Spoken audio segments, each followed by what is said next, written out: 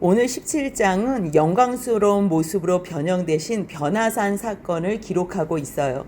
그런데 이 내용 앞에서는요, 예수님께서 친히 제자들을 빌립보 가이사 지방까지 데리고 가셔서요, 사람들이 나를 누구라 하느냐, 사람들이 인자를 누구라 하느냐 물어보세요.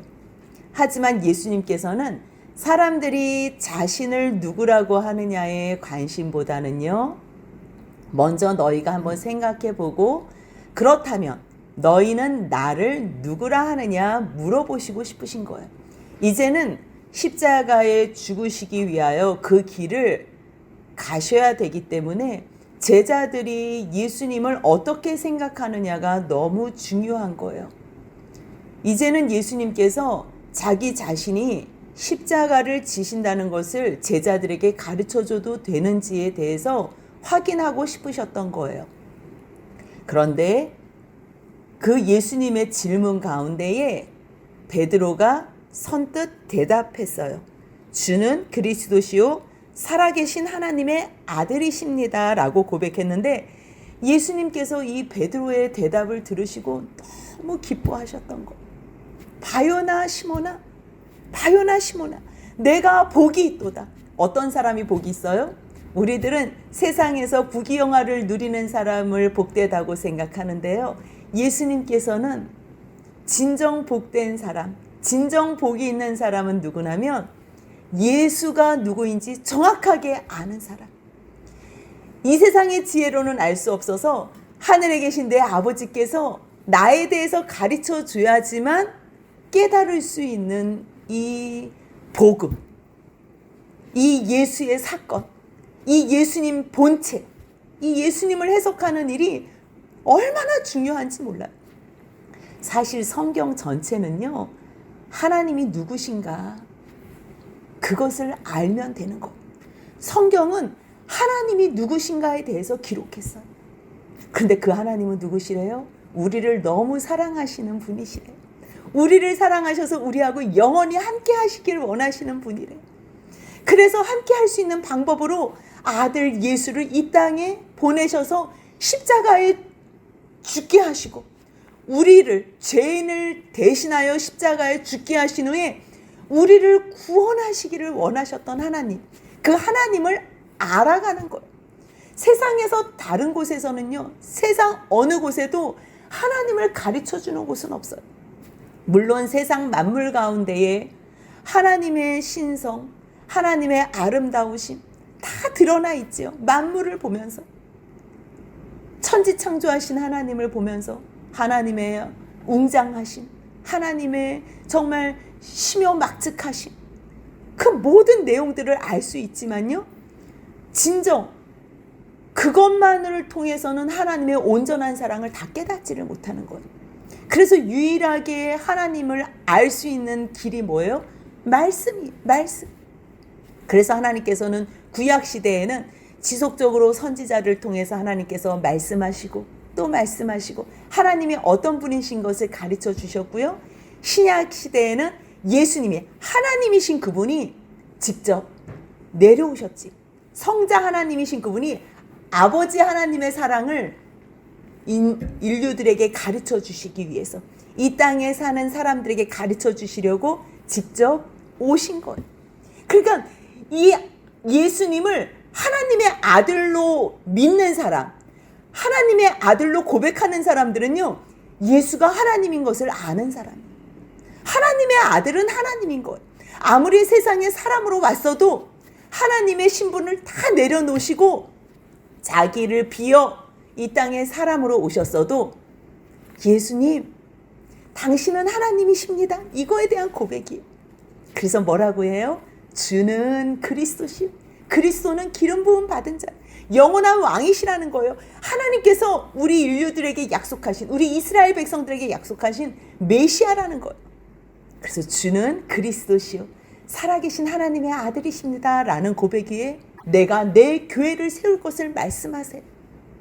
그리고서 예수님께서 진정한 영원한 교회, 하나님이 우리와 함께 하시기 위한 성전이 되시기 위하여 순환을 예고하시는, 첫 번째로 순환을 예고하시는 말씀을 하세요. 그것이 21절이에요. 이때로부터 그리스도께서 자기가 예루살렘에 올라가 고난을 받고 죽임을 당하고 제3일에 살아나야 할 것을 말씀하셨어요. 근데요, 죽었다가 살아난다? 들리질 않는 거예요. 예수님께서 고난받는다, 순환받는다 이런 말씀만 하시니까 베드로는 놀래서 살아난다는 말은 들리지도 않고 예수님 절대 안 됩니다 하면서 항변하다가 예수님에게 어떠한 말까지 들었어요? 사단아, 사단아, 너는 내 뒤로 물러가라. 너는 나를 넘어지게 하는 자로다. 내가 하나님의 일을 생각하지 않고. 사단이라고 우리가 예수님에게 책망받을 때는요, 우리가 언제 사단의 역할 가운데 사단의 도구로 쓰이나면요, 하나님의 일을 생각하지 않을 때, 우리들이 내 눈앞에 당장 보이는 내 눈앞에 있는 일만 생각하고 하나님의 일을 생각하지 않을 때 우리들은 사단이 되어버리는 거예요. 예수님이 이 앞에 계시다면 우리를 향해서 사단아 물러가라, 아마 그렇게 말씀하실 거예요. 근데 얼마나 이 분위기가 쎄해요.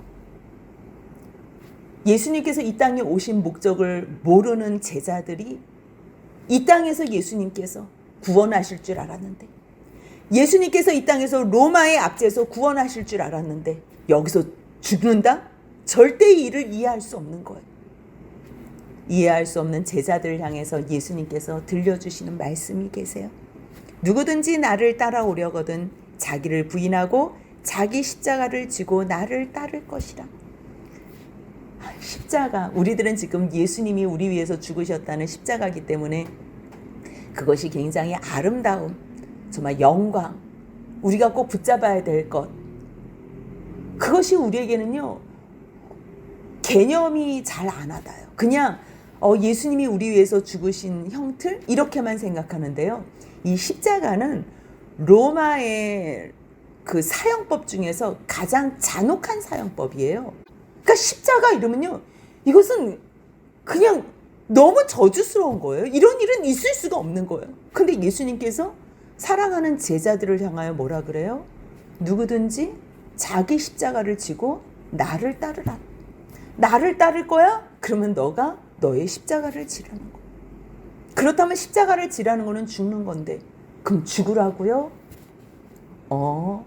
나를 위하여 세상에서 죽는다면 너희의 영혼이 살아날 거야. 하지만 너희가 이 땅에서 나를 위하여 너의 목숨을 아끼고 너희 자신을 위하여 산다면 너희들은 영혼을 잃을 거야. 그래서 이 목숨이라는 단어가요, 혼이라는 단어하고 같이 병행해서 썼어요. 그리고 나서 주님께서 뭐라고 말씀하셨냐면요, 28절 같이 읽습니다. 16장 28절 같이 읽습니다. 진실로 너희에게 이르노니 여기 서 있는 사람 중에 죽기 전에 인자가 그 왕권을 가지고 오는 것을 볼 자들도 있느니라. 그 왕권을 가지고 올 자들도 있다 그러는데요, 똑같은 병행 구절에서 누가복음 9장 27절을 제가 읽어드릴게요. 내가 참으로 너희에게 이르노니 여기 서 있는 사람 중에 죽기 전에 하나님의 나라를 볼 자들도 있느니라, 이렇게 썼어요. 죽기 전에 인자가 왕권, 지금 마태는 계속 하나님 나라의 왕, 통치자 되시는 그 왕이 예수 그리스도라는 것에 대해서 초점을 맞췄기 때문에 예수님께서 왕권을 가지고 오신다고 썼지만요, 누가는 이방인들을 향해서 쓴 메시지이기 때문에요, 하나님의 나라를 볼 자들이라고 썼어요. 그러니까 하나님의 나라를 볼 자들이라는 건 뭐냐면요, 하나님의 나라가 있다는 것을 알아볼 자들이에요. 하나님의 나라가 있다는 것을 알아볼 자들이 있다는 거죠. 여기에 그 사람들이 누구라는 거예요? 오늘 17장에서 나오는 이 변화산 사건이, 물론 하나님의 영광을 볼 자들, 마지막 때에 예수님의 재림 때 보는 거에 초점을 맞추겠지만요, 그때 우리들이 호련히 다 그 영광을 보겠다는 이야기도 포함이 되지만요, 1차적인 해석은 예수님께서 이 가운데서 3명의 제자를 데리고 변화산으로 가서 이들에게 하나님 나라의 영광을 보여줄 의도를 갖고 계시는 거예요. 베드로, 야고보, 요한 이 세 명은요, 늘 예수님을 따라다녔던 사람이에요. 정말 열심히 특심이었던 사람이에요. 그러니까 예수님이 어디 가자 그래도 이들은 늘 기쁨으로 갔기 때문에 주님께서는 조금 어려운 자리나 아니면 특별히 이들을 훈련시킬 필요가 있다고 생각해서 이 변화산에도 데려가세요. 여기를 신학자들은 다볼산에서 변화됐다고도 얘기하는데요. 이 앞서서 빌립보 가이사랴까지 갔잖아요. 그러니까 여기서 이제 엿새 후에 6일 후가 됐기 때문에 위로 또 올라가서 헬몬산을 갈 수도 있고요. 또 밑으로 내려와서 다볼산 또 갈 수 있어요. 하지만 굳이 높은 산에 올라갔다고 높다고 말씀을 하시고 또 특별히 이들만 보여줘야 될 어떠한 사건이 있었기 때문에 예수님께서 헬몬산으로 데려가지 않았을까 이제 그렇게 추정하는 사람들이 많은데요. 이렇게 해석하는 게 좋을 것 같더라고요. 그런데 여기서 17장 1절에서요. 엿새 후에 예수께서 베드로와 야고보와 그 형제 요한을 데리고서 가시는데요. 똑같은 말씀에 누가복음 9장 28절에는요. 이 말씀을 하신 후에 하나님의 나라를 볼 자들도 있느니라 이 말씀을 하신 후에 8일 후에 8일쯤 되어서 변화산 사건이 일어난 이 예수님의 용모가 변화하신 사건을 누가가 기록하고 있거든요.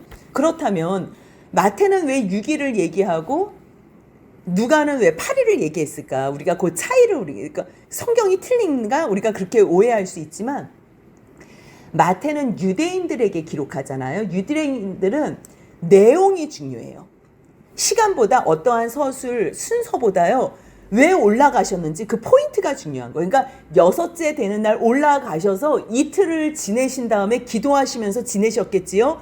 그리고 나서 3일째 되는 날 변화하신 거예요. 8일째 되는 날. 그리고 그 이튿날에 내려오신 거예요. 그러니까 이 높은 산에 올라가셨다는 것을 왜 다볼산이라고 생각하지 않고 헬몬산이라고 생각할 수 있냐면요. 만약에 다볼산이라고 생각하면 그 다음에 이 귀신 들려서 간질병 있는 아이를 데리고 오는 사건이 있어요. 그 사건이 이 밑에서 산 밑에서 일어난 사건이거든요. 근데 다볼산은 그냥 바로 보여요. 이 둥지가 바로 보여서 높지가 않은 거예요. 근데 만약 여기서 문제가 있었다면 예수님과 제자들을 데리고 올 수 있었지요. 근데 그렇게 쉽게 데리고 올 수 없는 상황이라고 생각하니까 아 이것이 헬몬산일 것이다 이제 생각하면 좋은 거고요. 엿새 7째 날 이러한 의미가 유대인들에게는 너무 중요한 거예요. 그래서 마태는 예수님께서 지금 십자가의 사건을 말씀하시고 그 십자가의 사건이 고난과 죽음뿐만 아니라 부활의 영광까지도 이야기를 하고 싶은 거예요. 그렇기 때문에 예수님께서 올라가신 이 사건을 그 일 이후에 엿새라는 말을 기록한 거예요. 예수님께서 안식일 전날 돌아가셨지요. 그치요? 안식일 전날 돌아가시고요. 안식일 날 무덤에서 장사 지낸 바 되셨다가 며칠째 되는 날 부활하신 거예요. 결국은 8째 되는 날 부활하신 거예요. 그러니까 이 누가는 이 전체 사건 중에서 그 8째 되는 날에 포커스를 맞춘 거예요. 하지만 마태는 예수님의 이 십자가의 모든 순환 사건 가운데서 이 십자가가 순환과 영광이라는 것, 한 사건이지만 이 중요한 예수님의 순환 사건의 예고 후에 엿새 후에 이곳을 가셨다는 것은 십자가의 모든 순환이 곧 영광과 결부된다는 것을 이야기해 주려고 엿새 되는 날부터 가셨다는 것을 이야기를 하는 거예요. 결국 그 올라가서 예수님께서 기도하시다가 그들 앞에서 변형되사 그 얼굴이 해같이 빛나며 옷이 빛과 같이 희어졌더라. 하나님 나라의 왕이신 예수 그리스도께서 그 모습이 어떠한가? 오로지 마태는 거기에만 초점을 맞추고 있어요. 누가복음을 읽어보면요, 제자들이 3명이 깊이 졸다가 갑자기 깨어서 막 이런 내용이 많은데 지금 마태는 그런 얘기를 쓸 필요가 없어요. 제자들은 중요하지 않고 지금 영원한 왕이신 그 예수님께서 어떤 모습으로 변형되셨나? 그리고서 그 예수님은 이 두려워 떨고 있는 제자들을 향해서 어떠한 사랑의 표현을 하나? 그리고 그 예수님은 누구와 함께 계시나? 그리고 그 예수님을 하나님께서 친히 나타나셔서 무엇이라고 말씀하시나. 마태는 오로지 거기에만 초점을 두고 있어요. 그래서 그들 앞에서 변형 대신, 이 변형은요, 예수님께서 육체를 입고 계시지만요, 완전한 부활체, 하나님의 모습, 그 시간을 초월한 모습으로 바뀐 거예요. 그러니까 하나님께서 이 특별한 시간 속에서 예수님이 하나님 나라의 왕이신 것, 하나님의 아들이신 것을 마지막에 이 십자가의 길을 가는 예수님에게도 확실하게 보여주고 싶었고요. 이 일을 다 옆에서 보고 같이 고통을 느껴야 돼. 또 십자가의 길을 가는 예수님을 누가 보호하시고 누가 지켜주시고 이 일을 다 아시는지, 그것에 대해서 베드로와 야고보와 요한에게 가르쳐 줘야 될 필요가 있었기 때문에 예수님께서 이들 앞에서 변형이 되고 계시는 거예요. 마태는 그것을 무엇이라고 표현해요? 보지는 못해서 마태는 여기 없었기 때문에. 근데 제자들에게 이제 들었던 거지요. 영광의 하나님으로 나타나신 거예요. 요한계시록에서 정말 해같이 빛나고 그의 영광이 눈이 부실 만큼, 그 빛은요, 그 보좌 앞에서는 해와 달이 쓸데없다고. 그분 자체가 빛이시기 때문에 그 영광을 표현하고 있어요. 여기서도 마찬가지예요.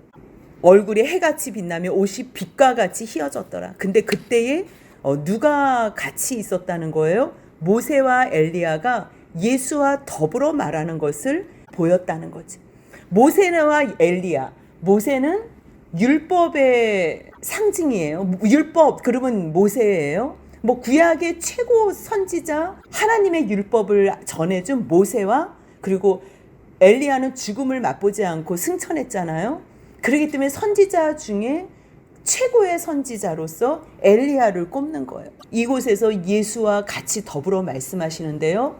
율법가, 선지자도 하나님의 말씀을 전하잖아요. 근데 예수님은 하나님의 말씀 자체이시잖아요.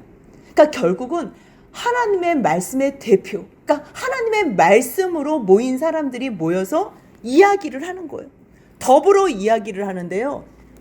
이 자세한 내용이 누가복음에서 나오는데 제가 9장 31절 읽어드리겠습니다. 영광 중에 나타나서 장차 예수께서 예루살렘에서 별세하실 것을 말할세. 문득 두 사람이 예수와 함께 말하는데요. 모세와 엘리야가 예수님과 함께 영광 가운데서 나타나서 말씀을 나누는데, 무엇에 대해서 말씀을 나누냐면요, 예수님이 어떻게 예루살렘에서 별세하시나에 대해서 얘기합니다. 별세라는 단어를 엑소도스라고는 단어를 사용하는데요. 여러분도 아시다시피 엑소도스가 뭐예요? 출애굽기의 제목이잖아요. 그 70인경의 제목이 엑소도스예요. 애굽에서 나왔을 때, 탈출했을 때 그러한 단어를 쓰는 것처럼 예수님께서는 이 땅에서 별세하신다는 게요, 우리를 구원하시기 위해서 이 땅에서 떠나신다는 의미를 똑같은 단어를 쓴다는 거예요.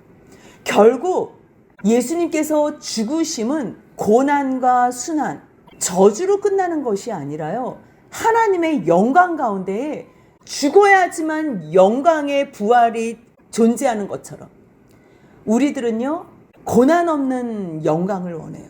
십자가 없는 부활을 원해요. 죽음 없는 부활을 원해요. 하지만 예수님께서는 무엇을 말씀하세요?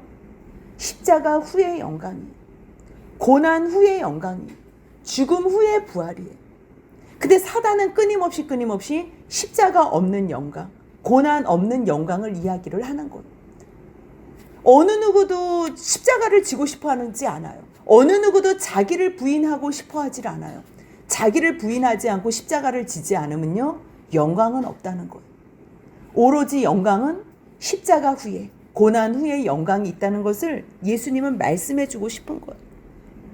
근데 별세에 대해서, 십자가의 죽으심에 대해서 말씀을 나누고 있는데요, 베드로가 갑자기 잠에서 깨가지고 말을 하는데 뭐라고 얘기를 하냐면요, 4절 같이 있습니다.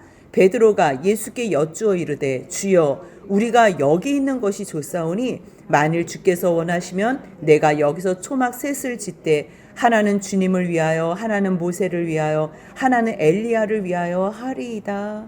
갑자기 잠에서 깨서 하는 말이요, 초막을 짓겠다는 거예요. 너무 놀란 거예요. 너무 그 영광이 좋으니까 그냥 여기서 영원히 살고 싶은 거예요. 근데 여기서 뭐라고 표현하냐면 같이 동행하는 야고보와 요한의 마음까지도 이미 벌써 다 아는 거예요. 그래서 여기서 우리가 여기 있는 것이 좋다는 거. 너무 좋아하는 거죠, 같이. 그가 떠나기 싫은 거예요. 그냥 그 영광 가운데만 머물고 싶은 거지. 그래서 자기가 무슨 말을 하는지도 모르는 거예요. 하나님의 일을 생각한다면 하나님께서 이 일을 왜 보여주시나? 자기도 깨닫는 말을 같이 할 수 있지만요. 지금 잠에서 깨어서 보여지는 것으로만 해석하고 보여지는 것으로만 말을 하기 때문에요. 누가복음에서는 너무 자세하게 기록해놨어요. 이렇게 이야기를 하지만요. 자기가 하는 말을 자기가 알지도 못한다고 정확하게 누가는 찝어서 기록해놨더라고요. 우리들은 예수님을 알지 못하면요. 우리가 무엇을 해야 될지 그렇기 때문에 그분의 말을 잘 들어야 되는 거예요. 우리가 주를 위하여 초막 셋을 짓겠습니다 얘기를 할 때요. 잘 알지도 못하고 자기가 무슨 말을 하는지도 모르는 베드로와 야고보와 요한을 위해서 그때의 5절 같이 있습니다. 말할 때에 호련히 빛난 구름이 그들을 덮으며 구름 속에서 소리가 나서 이르시되 이는 내 사랑하는 아들이요 내 기뻐하는 자니 너희는 그의 말을 들으라 하시는지라. 예수님께서 세례 요한에게 세례를 받으실 때 그때 하나님께서 성령이 비둘기같이 내리시면서 말씀하셨던 그 말씀이 이는 내 사랑하는 아들이요 내 기뻐하는 자라. 그때 하셨던 말씀 이제 예수 그리스도의 십자가의 그 길을 가시는 여정 가운데에 하나님께서 다시 나타나셔서 그 말씀 가운데 얼마나 아들에게 고맙겠어요. 정말 하나님께서 사랑하신 아들 그냥 보기만 해도 사랑스러울 텐데 순종까지 온전한 순종으로 지금 3년을 다 감당한 거잖아요.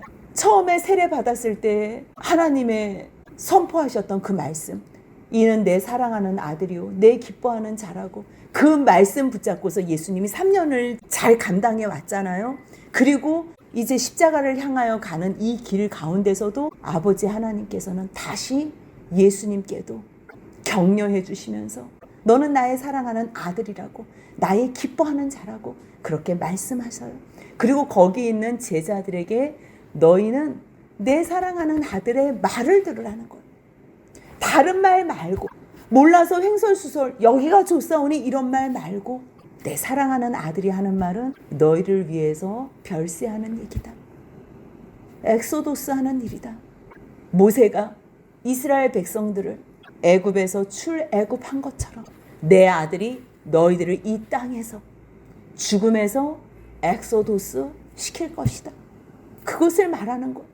그런데 그 말귀도 잘 못 알아들으니까요. 제자들의 반응이 어때요? 6절 같이 있습니다. 제자들이 듣고 엎드려 심히 두려워하다. 예수님의 말씀을 뜻을 모르면 예수님께서 이 땅에 왜 오셨는지를 모르면요. 우리들은 늘 두려워할 수밖에 없어요. 예수님이 우리에게 평안을 주시기 위해서 예수님이 우리에게 영광을 주시기 위해서 영원히 하나님 나라에서 우리를 왕으로 삼으시기 위해서 이 땅에 오셨다는 것을 안다면 사실 두려워할 일이 없는데요. 예수님께서 왜 오신지 모르기 때문에 아니 예수님이 별세하신다고 이 말을 들으라고 하나님의 음성도 두렵지만요. 예수님께서 죽으신다는 그 말씀을 자기네들이 들어야 한다는 것이 너무 두려운 거예요. 근데 예수님께서 그때 제자들을 향하여 어떻게 하시냐면 7절 같이 있습니다. 예수께서 나와 그들에게 손을 대시며 이르시되 일어나라 두려워하지 말라 하시니. 사실 제일 두려워해야 될 분은 누구예요? 예수님이세요. 이제는 죽음을 향해서 속도를 내고 가셔야 될 일만 남았기 때문에 쉽지 않은 시간이에요. 그런데도 불구하고 사랑하는 아버지의 음성을 들었던 이 아들 예수님, 사랑하는 아버지의 고백을 들었던 이 아들 예수는요, 마음에 평강이 있는 거예요. 그리고 확신이 있는 거예요. 내가 죽어도 우리 아버지께서는 나를 다시 죽은 자 가운데서 부활시키시리라. 그렇기 때문에 예수님이 그 사랑을 깨닫고 아버지가 예수님을 어떻게 사랑하시고 어떻게 대우하실 것을 알기 때문에 똑같이 제자들에게 그들에게 손을 대시며 이르시되 일어나라 두려워하지 마라. 예수님께서는 결국 이 땅에 왜 오셨는지 아세요? 두려워하는 인생들에게 손을 내밀어 잡게 하시며 일으키시기 위해서 일어나라 두려워하지 마라. 주저앉아서 아무것도 할 줄 모르는 자들에게 영원한 영광을 약속하시며 일으키시고 또 두려워서 아무것도 못해서 벌벌벌벌 떨고 있는 우리 같은 불쌍한 인생들에게 두려워하지 마. 내가 너와 함께 있어. 놀라지 마. 나는 내 하나님이 됨이니라. 내가 너를 굳세게 하리라. 내가 너를 도와주리라. 참으로 나의 의로운 손으로 너를 붙들리라. 약속하셨던 이사야를 통해서 들려주셨던 그 하나님, 그 주님께서 지금 두려워 떨고 있는 제자들을 향하여 일으키시며 말씀하시는 이 음성을 들었을 때 얼마나 감사했겠어요. 그래서 이 제자들이 이제 눈을 들고서 봤는데 오직 이제는 누구밖에 없어요? 예수 외에는 아무도 보이지 않아요. 우리가 천국에 가서도 얼마나 많은 성도들을 만나겠어요? 그런데요, 우리의 유일한 대상, 우리의 유일한 기쁨, 우리는요, 첫 번째로 성도들 만나기 전에 먼저 누구를 만나 뵈어요? 예수님. 주를 먼저 배우리.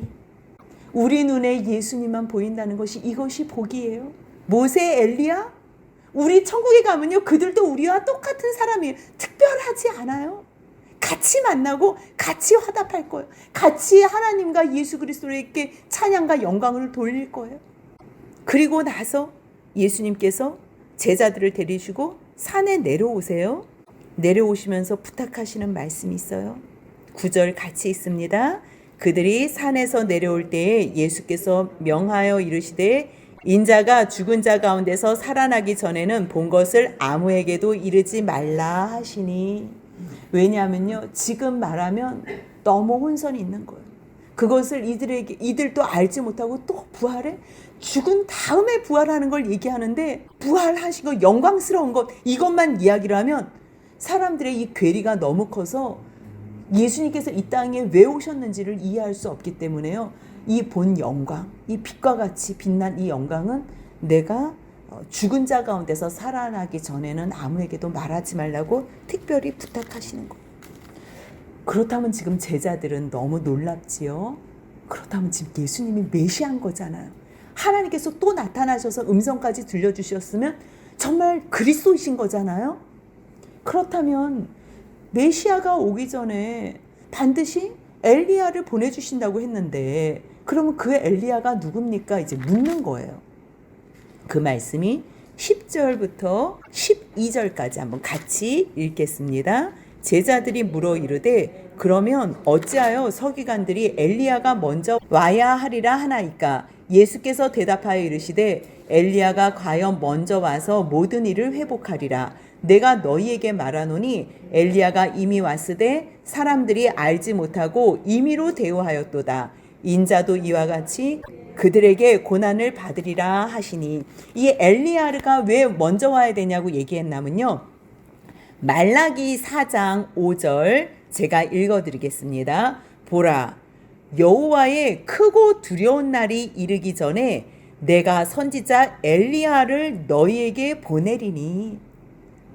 그 마지막에 그 메시아가 와서 심판한 그날 요엘서도 그렇고 그 마지막 심판 때를 구약에서는 계속 예언하시잖아요. 그렇다면 그 마지막 때가 오기 전에 메시아가 반드시 오실 텐데 그 메시아가 오신다면 오시기 전에 길을 평탄하게 할 그 엘리야가 와야 되는데 그렇다면 예수님 앞에 누가 왔습니까? 묻는 거예요. 그렇게 대우받은 사람이 영광, 세상에서 영광에 대우받은 사람들이 자기 생각에는 아무도 없는 거예요. 그렇다면 예수님이 메시아로 세상에서 왕으로 등극한다면 그 앞서서 왕으로 등극하는 사람이 있어야 되는데 누굽니까? 물어봤더니 뭐라고 얘기를 하는 거예요? 이미 벌써 왔다는 거. 그러니까 그 얘기를 듣고서 13절 같이 읽습니다. 그제서야 제자들이 예수께서 말씀하신 것이 세례 요한인 줄 깨달으니라. 아무리 말씀하고 아무리 말씀해도 우리들은 늘 듣고 싶은 것만 듣는 거예요. 십자가 후에 영광이 있다고 말씀하시고 자기를 부인하지 않으면 예수님을 쫓지 못한다고 말씀하시는데도요, 그게 무슨 말인지 알지를 못하는 거예요. 그런데도 불구하고 예수님께서는 3년이라는 시간을 통해서 알아듣지 못하지만 다 보여주실 걸 보여주시고요, 필요한 모든 것들을 다 가르쳐 주세요. 3년 동안 주님께서는 제자들을 데리고 다니시면서요, 천국 복음을 선포하시고 말씀을 가르치시고 병든 자를 치유하시는 사역을 하세요. 이 마지막 때부터 16장부터는요, 특별히 제자들만 따로 데리고 다니시면서 특별 사역을 하세요. 그리고 예수님이 떠나신 후에 남겨질 이 제자들이 이 땅에서 어떻게 제자로서 사역을 감당하는지에 대해서 16장 이후에는 하나하나 다 가르쳐 주세요. 쉽지 않은 시간이에요. 하지만 예수님의 그 사역으로, 십자가에 죽으시는 그 일로 예수님께서는 이 땅에 오신 사역을 완전히 다 이루셔요. 하나도 부족함이 없이. 우리가 볼 때는 아유, 이런 제자들 남겨두고 가도 될까? 이 제자들이 제대로 할까? 걱정 안 해도 돼요. 예수님만 자기 몫을 다 담당하신다면 그 다음에는 또 하나님께서 예수님을 통해서 약속하신 성령을 또 주시는 것. 자기의 몫만 잘 감당하면 그 다음에는 하나님의 구속 역사는 또 성령님을 통해서 이루어진다는 것. 그래서 주님께서는요, 그 순간순간 자기 몫에 담당해야 할 일들을 온전히 순종하셨다는 것. 물론 지금 우리가 제자들의 모습을 볼 때는 답답해요. 알아듣지도 못하고, 또 산 밑에 있던 9명의 제자들도요, 가관이 아니에요. 하지만 이 모든 일들을 통해서 예수님을 보게 되고요, 예수님을 믿게 되고, 예수님이 죽으심을 보면서 두려워서 도망가고 떠났지만 다시 예수님이 부활하셔서 나타나셨을 때 죽으심과 영광 앞에 제자들이 예수님의 약속하신, 하나님의 약속하신 성령을 기다리셨다는 것. 성령을 기다려서 그 성령을 통해서 하나님의 역사, 구원의 역사는 이루어졌다는 것. 예수님도 이 땅에요, 사람으로 오셨어요. 하나님이시지만요, 본체인 하나님을 다 내려놓으시고 자기를 비워 이 땅에 사람의 형상으로 오셨어요. 하지만 하나님께서 맡겨주신 그 사역을 감당하실 때는 오직 기도와 말씀으로만 이 사역을 감당하셨어요. 그것을 3년 동안 본 제자들도 어떻게 했다는 거예요? 말씀과 기도에만 전무하면서 성령님의 도우심으로, 성령님이 임하셨기 때문에 그 성령의 도우심으로 사역을 감당할 수 있었다는 것. 그래서요, 예수님께서도 제자들을 남기시고 떠나실 때 두렵지 않았어요. 왜냐하면 내가 떠난 후에 더 좋은 보혜사 성령이 너에게 올 것을 아셨기 때문에. 그래서 그 성령을 약속하시며 제자들에게 평안하라고, 또 평안하라고 주님께서는 변함없이 제자들을 가르치시고 격려하시고 위로하셨다는 것. 베드로에게 사탄이라고 말씀하시고 그 베드로의 그 심정이 얼마나 어려웠겠어요. 그러한 베드로를 또 위로해 주시는 주님. 그래서 특별히 예수님께서 부탁하실 그 사명자로서 부족함이 없이 보여줄 모든 것을 또 보여주시는 주님의 사랑. 때로는 사탄이라는 책망도 듣지만 때로는 주님의 따뜻한 위로로 이 세상에서 주님께서 맡겨주시는 일 잘 감당할 수 있었던 베드로처럼 우리도 때로는 주님 말씀 앞에 불순종해서 사단의 도구처럼 그렇게 주님을 슬프게 할 때도 있지만, 또한 주님을 바라보며 있을 때 주님의 위로와 주님의 음성으로 충분히 순종할 수 있는 저와 여러분들이 되시길 주님의 이름으로 소원합니다. 아멘.